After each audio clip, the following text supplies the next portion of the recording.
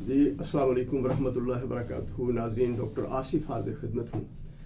تو آج کچھ یہ بھائی صاحب میرے پاس تشریف لائے ہیں۔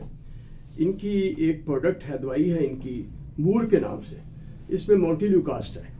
تو ان کا یہ کہنا ہے کہ جی یہ جو ہے جن بچوں کو یا بڑوں کو جن کو کوئی سانس کا پرابلم ہو آپ اس کو دیں۔ اب مور میں مونٹیلیوکاسٹ ایک ایسا سالٹ ہے جو کہ وہاں سے جو میڈیٹر ریلیز ہوتے ہیں جن کی وجہ سے سانس کی نالیوں میں سوجن ہو جاتی ہے، یا جو ریسپیریٹری ٹریکٹ ہے، جو لنگز کا فنکشنل پارٹ ہے، وہاں پہ بھی سوجن ہو جاتی ہے، اس کی وجہ سے سانس میں لینے میں دشواری ہو جاتی ہے۔ تو ان کا کہنا یہ ہے کہ جی آپ ہماری یہ پروڈکٹ لکھیں۔ اب میں آپ کو بتاتا چلوں کہ جب سانس کی آج کل چونکہ سردیاں ہیں اور بچوں میں بھی اور بڑوں میں بھی سانس کے جو مسائل ہیں یہ زیادہ ہو سکتے ہیں، الرجی بھی ہو سکتی ہے اور دمے والوں کو دمے کا اٹیک بھی ہو سکتا ہے۔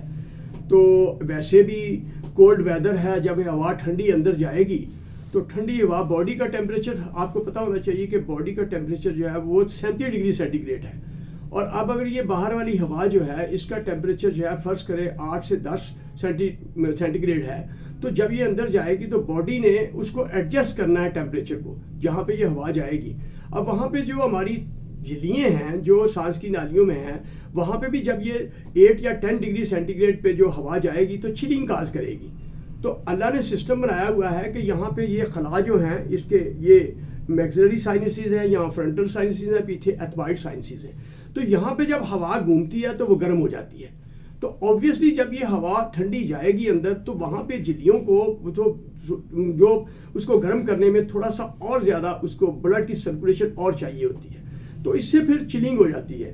اور جو سانس بچے خاص طور پہ ان کی سانس کی نالیاں چھوٹی ہوتی ہیں تو اس میں بھی وہ جب ایک تو سوجن ہو گئی اور دوسرا وہاں پہ میوکس بنتی ہے، جو بلغم بنتی ہے وہاں پہ، تو اس کی وجہ سے سانس کی نالیاں تنگ ہو جاتی ہیں۔ اب کیا ہوتا ہے، کیا ہے اس کی پیتھوفزیالوجی یہ ہے کہ ایک تو جو وہاں پہ سموتھ مسلز ہیں جو ہماری سانس کی نالیوں کے ہیں، جو پٹھے ہیں وہ بھی سکڑیں گے، اور دوسرا وہاں پہ جو میوکس گلینڈ ہیں ان کی پروڈکشن بھی پہلے تو کم ہوگی، لیکن جب وہاں پہ چلنگ ہوگی تو ان کی پروڈکشن اور زیادہ ہو جائے گی۔ کیا ہوگا، ایڈڈ افیکٹ ہوگا۔ اس میں کیا ہوگا کہ اس میں جو بندے جن کی ریسپیریٹری پیسیجز جو ہیں وہ زیادہ ہائپر ہیں، ہائپر سے مراد یہ ہوتا ہے کہ وہ میوکس زیادہ بنائیں گے اور ان کے سموتھ مسل جو ہیں وہ پٹھے جو ہیں وہ سکڑ جائیں گے، اور پٹھے اس طرح سکڑتے ہیں ان کے کہ وہ تنگ ہو جاتی ہیں۔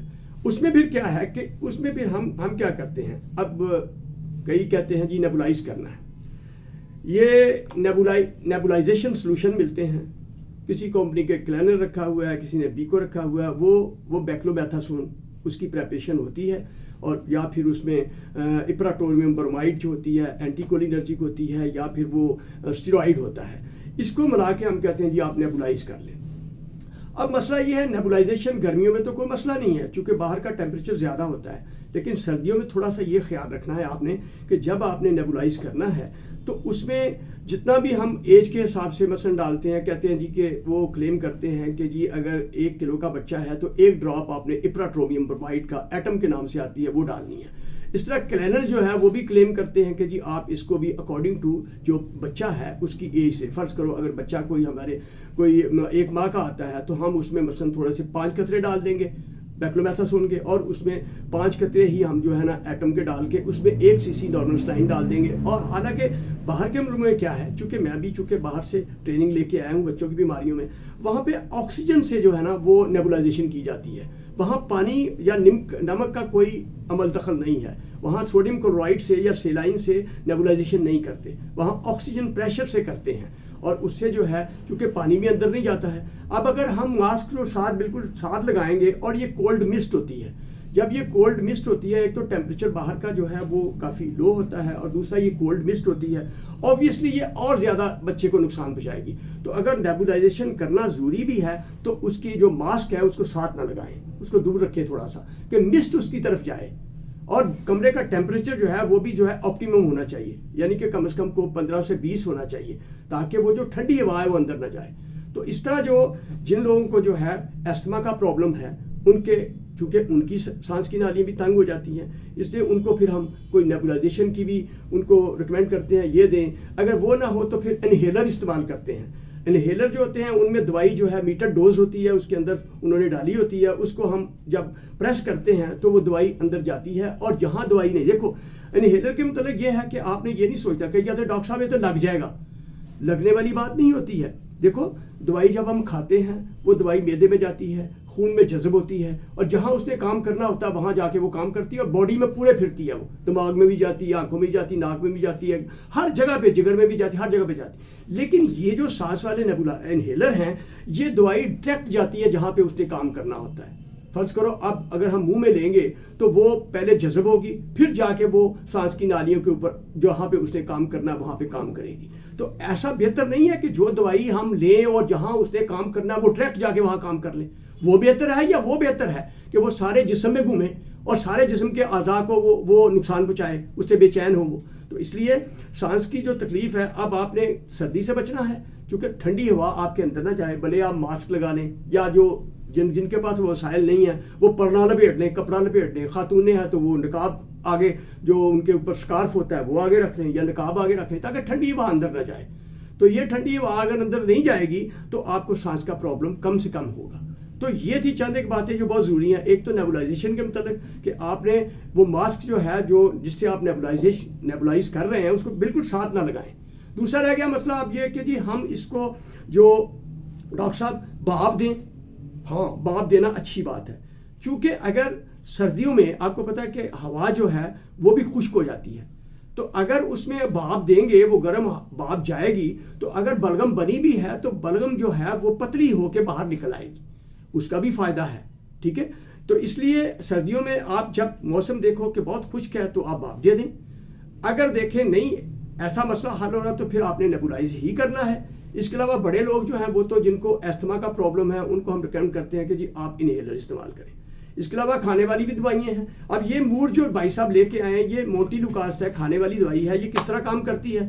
یہ جو میڈیٹر ریلیز ہوتے ہیں نا، اب ڈاکٹر حضرات سمجھتے ہیں جو میڈیکل پروفیشن سے ریلیٹڈ ان کو پتا ہے کہ میڈیٹر کیا ہوتے ہیں. وہ ہسٹامین لائک سبسٹانسز ہوتے ہیں. اس میں ہسٹامین ہوتی ہے، 5 ہائیڈروکسی ٹرپٹامین ہوتی ہے، اس میں سسٹین ہوتی ہے، سسٹین میں اینٹی لیوکوٹرائن ہوتی ہے. اس میں مختلف جو میڈیٹر ہوتے ہیں جو کہ خون کی نالیوں کو جو ہی وہ جہاں پہ افیکٹ کرتے ہیں وہاں پہ ان کو خون کی نالی کو ڈائلیٹ کر دیتے ہیں. ان کے جو سوراخ ہوتے ہیں وہ بڑے ہو جاتے ہیں اور اس سے آؤٹ پورنگ آف پلازما ہو جاتی ہے. اس طرح وہ جو ہے وہ جو خون سفید جسیمیں جن کے اوپر جا کے وہ ہسٹامین لائک سبسٹانسز افیکٹ کرتے ہیں اور وہ پھر وہ ان کی میمبرین جو ہے رپچر ہو جاتی ہے اور اس سے میڈیٹر باہر ریلیز ہوتے ہیں ہسٹامین لائک سبسٹانسز اور اس کی وجہ سے سویلنگ بھی ہو جاتی ہے. ٹھیک ہے نا، تو اس لیے ہم نے خیال رکھنا ہے. ایک تو ہم تھوڑا سا جو ایٹماسفیرک ٹیمپریچر ہے اس کے حساب سے ہی ہم جو ہے اپنے آپ کو کپڑے بھی پہنیں اور اس حساب سے ہی چلیں. تو یہ میری ویڈیو جو ہے وہ جن لوگوں کو سانس کا پرابلم ہوا، جن کے چھوٹے بچے ہو، جو نیبولائزیشن کرنا بھی پسند کرتے ہیں، اس کی جو اسٹرینتھ آتی ہے مونٹی لیوکاسٹ کی، اس کا نام جنرک جو ہے مونٹی لیوکاسٹ ہے. بھلے وہ کسی نے سی کاسٹ رکھا ہے، مائٹی کا رکھا ہے، مور رکھا ہے یا فلوئڈ رکھا ہے، واٹ ایور اٹ از.